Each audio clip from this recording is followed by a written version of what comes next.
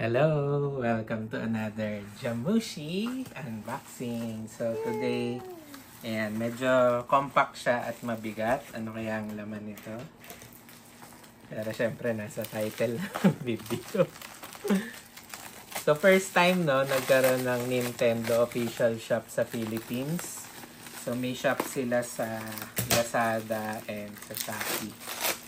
So dahil nag 7/7 sale, umorder tayo ng, yan, you know it, yan, Nintendo Switch 2. So medyo pangit lang yung ano nila for what you pay kasi ang mahal ng Nintendo Switch, 'di ba? Tapos ang pangit ng pag-pack nila, wala man lang box. So sobrang tipid nila yung packing. So bahala na kung masira or hindi. Although yung bubble wrap nila naman is maganda. I mean, makapal. Ayan. So kahit iba to, Iba to, pwede. Pero yun, in-expect ko may box. So 2 years yung warranty pag nag-order ka sa Nintendo official shop. Kaya doon tayo nag-order, no. So official price nito sa market is parang 35,995. Pero nag-flash sale sa Lazada. Sabi nila may mas mura pa, parang 28,200 lang. So kasama na yung Mario Kart bundle doon. Okay, so eto na, maayos naman yung box. Although may damage ng konti lang. Pero yan, 2 years yung warranty. So sa iba kasi 1 year lang. Yan, merong tama dito, no. Yan, pero okay lang, hindi naman ako maarte sa box eh. Tapos ano pang kasama?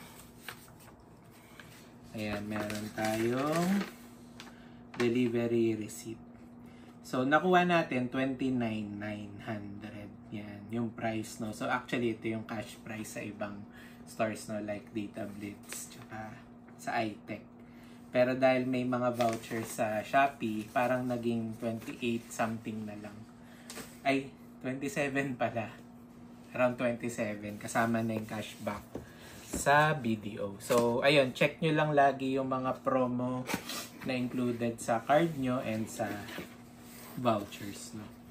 Ayan, so ito yung bagong Nintendo 2. Ayan, ito pala unang-una.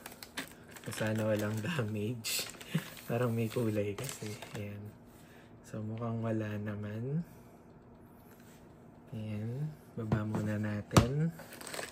Then, ito yung Joy-Con. May color pala, no? Pala ko pure black. So, may color pala yung natin. Mga Joy-Con. Ayan. So, blue tsaka orange. And then, ito yung maganda sa Asia release. So, pag sa US and sa Hong Kong, hindi physical copy yung Mario Kart. Ayan. So, maganda, physical copy itong Mario Kart natin. Ayan. And, important information. At ang maganda, may kasamang HDMI. Ultra certified. Wow, ultra certified. Ayan. Tapos, yung Joy-Con, may kasamang, yung strap para pag naglalaro ka at hawak mo siya, hindi mo mabato. So, parang sa Wii to nag-start. Ayan. Tapos, ayan, di naman tinipid ni Nintendo. May kasama namang power brick. So, yung power brick niya is, multi-volt naman. Yan. So, kahit sa US ka or sa Philippines, yan. Hanggang 60 watts, yan. Okay. So, malakas na to.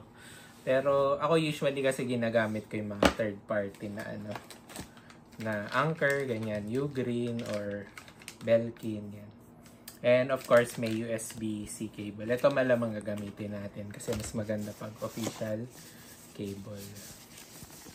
And then yung included na, yan, dito mo kakabit yung Joy-Con kung maglalaro ka na parang controller. And last but not the least is yung dock. Ayan. So, medyo malaki siya compare dun sa original. Ayan. Kasi ngayon, ito is, ano ba, ilang inches? 11 ba or something? 10, ganyan. So, medyo mas malaki yung back niya. Ayan. Medyo round na. Ayan. Tapos, nandito yung, ayan, AC adapter, HDMI out, tsaka LAN sa likod. So, may cover pa rin. Tapos, may vent din for your Nintendo Switch. Ayan. So, compare natin sa lumang Switch. Ayan, ito yung luma, version 1 nito. Pure black, no? So, sa screen pa lang, parang almost double na yung size. So, malaki na yung ano. Ayan, dikit nga natin. Tapos, ito magnetic na pala. Yun yung gusto ko rin. Ano na siya, mas madaling ikabit. Yan. Tapos, yung last time ba, hindi? Oh, hindi siya magnetic. So, pag parang ini-slide siya. Tapos, pag i-release, pipindutin. Hindi, idikit. Ayan. Didikit. Almost, siguro 1/3 yung nilaki. Yan. Different. So, bakit natin siya i-upload ngayon sa Jamushi Travels? Kasi, pwede siyang laruin sa airplane or sa during travel. So, siguro ito ni-investan ko kasi tinry natin yung ROG Ally. Ang bilis sa battery. Pero compare dito, mas matagal daw to.